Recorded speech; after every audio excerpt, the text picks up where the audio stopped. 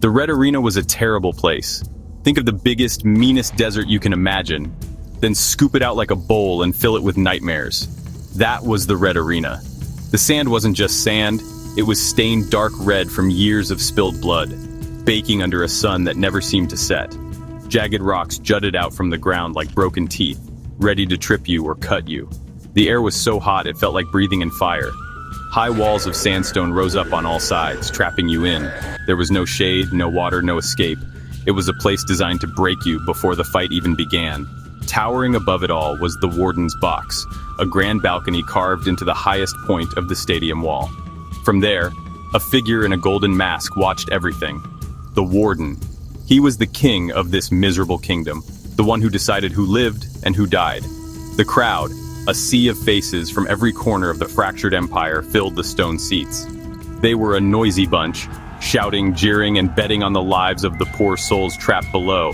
They came for spectacle, for violence, and the Warden always gave them what they wanted. The roar of the crowd was a constant deafening wave of sound that crashed against the arena floor. Then there was me, Dante. I stood in the center of that blistering heat, the grit of the red sand scraping against my worn leather boots.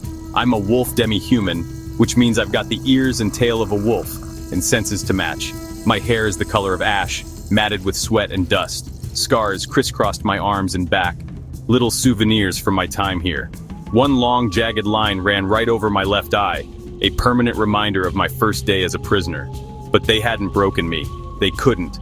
I kept my chin up, my amber eyes scanning the arena, my hand resting on the hilt of my simple iron shortsword. The heat was my enemy. The crowd was my enemy. The Warden was my enemy. And somewhere behind one of the massive iron gates that lined the arena walls, another enemy was waiting. A monster, a beast, a fellow prisoner, it didn't matter. The Warden sent them out, and I had to send them back to whatever dark place they came from. That was the rule of the Red Arena. Survive. That's all you had to do. But I was starting to think survival wasn't enough. I needed more. I needed to fight back against the one who put me here. The ground trembled. A deep groaning sound echoed across the sand as one of the huge iron gates was winched open. Something big was coming. Really big. Out stomped a giant, at least twice my height, maybe 3 times my weight. He was covered head to toe in mismatched plates of rusted iron armor, bolted directly into his leathery skin. In one massive hand, he dragged a colossal club spiked with sharp metal shards. The crowd roared its approval. This was the kind of lopsided fight they loved to see. The giant let out a bellow that shook the very air, his small, pig-like eyes fixing on me, the tiny appetizer before his main course. He charged. It wasn't a graceful or smart charge, it was just pure brute force. He raised his club high, intending to turn me into a red smear on the already red sand. But I wasn't going to just stand there. I was fast. That was my advantage. While he was all power, I was all speed. I dodged to the side, letting the club crash down where I'd been standing a second before. The impact sent a shudder through the ground and kicked up a cloud of dust. The crowd gasped, then cheered. They liked a near miss. It made the show more exciting. I didn't give him a chance to recover. While he was still struggling to lift his heavy weapon, I darted in. My short sword felt like a toothpick against his armor, but I wasn't aiming for the iron plates. I was aiming for the gaps. I ducked under his clumsy swing, my blade flashing out. I sliced at the thick muscle behind his knee where a strap of leather was the only thing protecting him. He roared in pain and surprise, stumbling as his leg buckled. He was big, and big things fall hard. He was slow to turn, slow to react. My fight was a dance. A deadly, dangerous dance. I weaved and dodged, letting him exhaust himself. He swung his club wildly, smashing craters into the arena floor, but he never hit me. I was a phantom, a blur of motion he couldn't track. With each pass, my sword found a new target, a joint, a gap in the armor, an exposed patch of skin. It was death by 1,000 cuts. The giant grew slower, his roars turning into pained groans.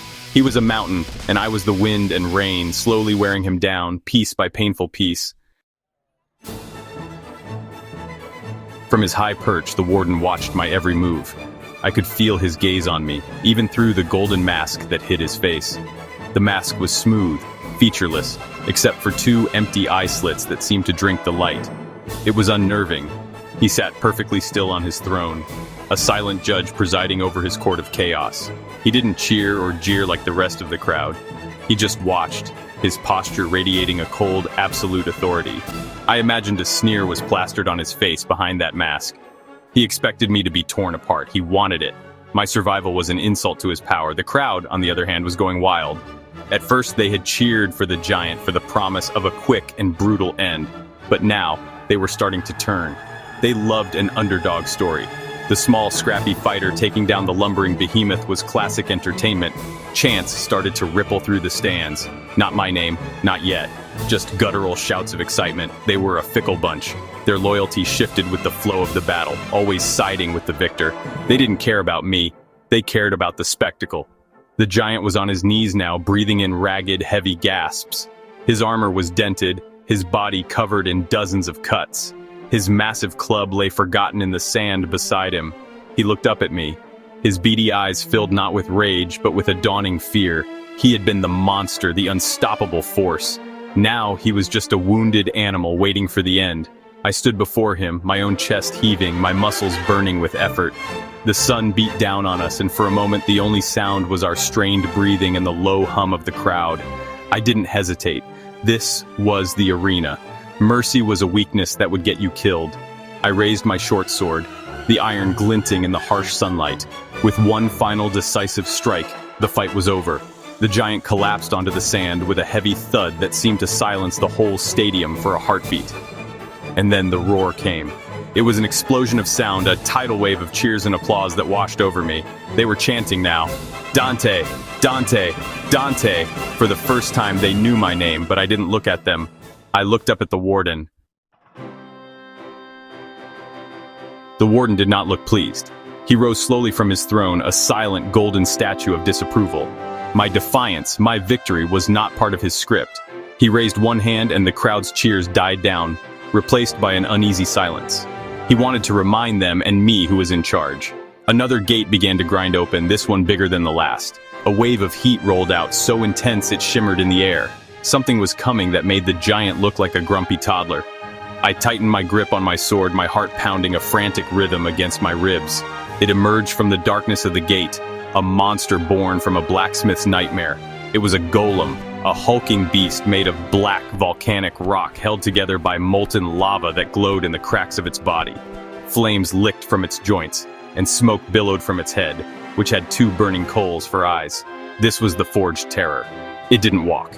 It clanked and scraped, each step leaving a sizzling, glassy patch on the sand. It let out a roar that sounded like a volcano erupting, and a jet of fire shot from its mouth, turning a patch of sand 20 feet in front of it into molten glass. The crowd, which had been cheering for me moments before, now screamed in a mixture of terror and delight. This was a true monster, a creature of legend. Against the giant, I had a chance. Against this thing? This felt like an execution. The forged terror fixed its burning eyes on me and took another step forward, its rocky fists clenched. The heat rolling off it was incredible. It was like standing next to a furnace. My skin prickled and sweat evaporated off me the instant it formed. My simple iron sword seemed like a joke against a creature made of living stone and fire. But running wasn't an option. In the arena, there was nowhere to run. I had to think.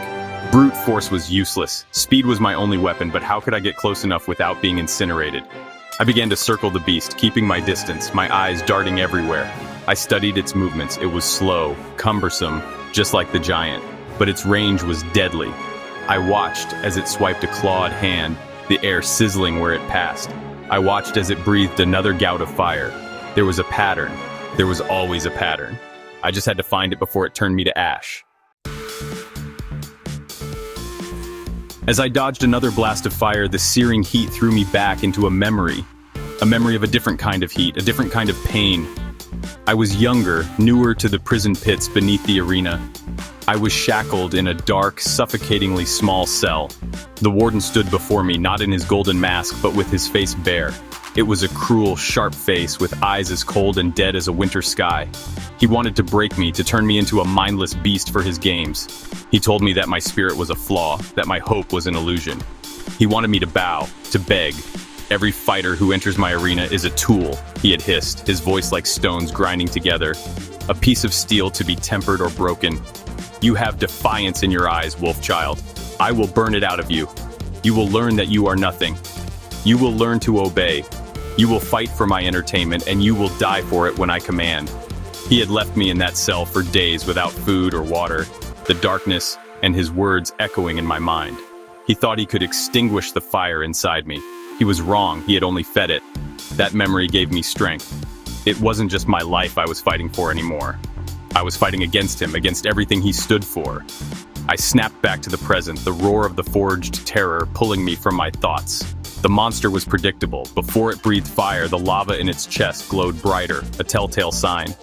After it unleashed its fiery attack, there was a moment, just a few seconds, where the flames in its joints seemed to dim as it gathered its energy again. That was my opening. That was the weakness. The warden thought he was unbreakable, and he made his monster in the same image. But everything has a breaking point.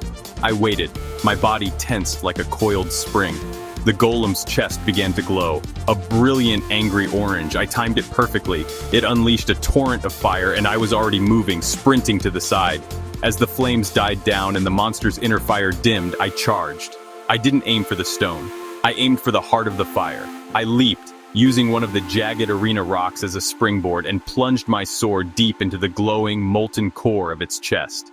The metal of my blade sizzled and began to melt, but it was deep enough. The forged terror let out a shriek that was a horrible mix of cracking rock and escaping steam. The lava at its core erupted not outwards, but inwards. A chain reaction started. The glowing lines that held it together began to flicker and die. The monster shuddered violently, cracks spreading across its rocky limbs. It took one last, stumbling step towards me before its internal fire was extinguished completely. With a final, deafening crash, the forged terror crumbled into a heap of blackened, smoking stones and cooling rock. Silence. A stunned, absolute silence fell over the red arena. I stood there panting, my hands still gripping the melted hilt of my ruined sword. I was alive. I had done the impossible. Twice. The silence was broken by a single shout from the stands. Then another, and another. Soon the entire stadium was on its feet, roaring my name. Dante! Dante! Dante! This wasn't just the cheer for a victor. It was different. It was louder, more passionate. It was a sound filled with something that had been absent from the arena for a long, long time. Hope. They weren't just cheering for a fighter, they were cheering for the one who had defied the warden's will. Instead of raising my arms in triumph to the crowd, I dropped the ruined hilt of my sword. I turned my back on the cheering masses and stared directly up at the warden's box. I didn't smile, I didn't shout, I just stared. I let him see the defiance in my eyes, the same defiance he had tried to burn out of me all those years ago. I wanted him to know that this wasn't just a victory in his game. This was the beginning of a new one, my one. He stood frozen for a long moment, the golden mask betraying nothing, but I knew he understood. The crowd saw my gesture. They saw me ignore them and challenge the master of the arena. The chants grew louder, more frantic, taking on a new meaning. They were not just spectators anymore. In my fight, they saw a reflection of their own struggles, their own oppression. My victory was a tiny spark in the suffocating darkness of the empire. But sometimes, a single spark is all you need to start a fire. As I stood there, covered in soot and sweat, I knew my fight in the red arena was far from over. It had just begun, and I would not be fighting alone for much longer.